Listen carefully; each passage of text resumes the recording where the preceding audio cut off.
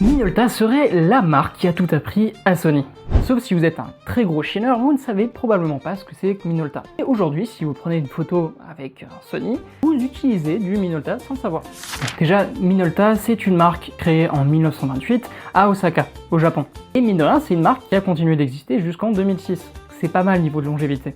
Elle s'est fait connaître pour certaines choses très particulières. Déjà, le braquage de l'autofocus. En 1985, quand Nikon, Canon galéraient un petit peu avec des prototypes, Minolta pose ses cojones sur la table en sortant le Maxum 7000, qui est tout simplement le premier réflexe de l'histoire à avoir un autofocus motorisé et intégré dans son boîtier.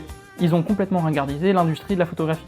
En 1958, ils ont aussi sorti le tout premier réflexe à avoir un posemètre intégré. Stop, en faisant le montage, je me rends compte que c'est pas du tout le SR2, c'est le SR7 qui est sorti du coup en 62, pas en 58. Le SR2 par contre avait un posemètre à côté. Le posemètre, c'est un appareil qui permet de mesurer la luminosité d'une scène.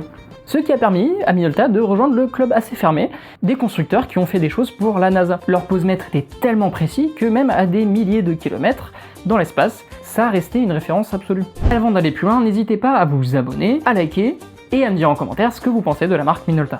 Mais alors, c'est quoi le lien avec Sony? On va pas se mentir, dans les années 2000, c'est un peu compliqué pour Minolta. D'abord, il s'allie avec Konica, puis très vite doivent jeter l'éponge. Et c'est là que le géant de l'électronique Sony, qui ne s'y connaît pas du tout en réflexe, arrive pour les racheter.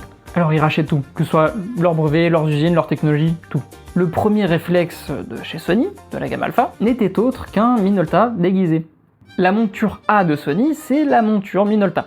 En fait, Minolta a continué un peu à vivre à travers la marque Sony, qui d'un côté peut être flippant, mais aussi un petit peu beau. Aujourd'hui, Minolta est surtout connu par les personnes d'un certain âge ou ceux qui aiment bien chiner le dimanche. Parce que oui, aujourd'hui, tu peux trouver un 50 mm 1.4 de chez Minolta pour une vingtaine d'euros. On peut un peu comparer Minolta au Citroën dans le monde automobile. C'est une marque qui ose, qui innove, et c'est surtout une marque qui, bien qu'aujourd'hui ne soit pas vraiment reconnue, laisse encore beaucoup sa trace. Selon vous, Minolta, c'est une marque oubliée ou le vrai père fondateur de la photo moderne?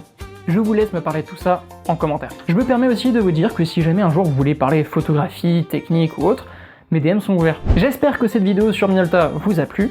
Si c'est le cas, n'hésitez pas à vous abonner, à liker et à me dire en commentaire s'il y a d'autres sujets que vous voulez voir. Et sur ce, bonne journée.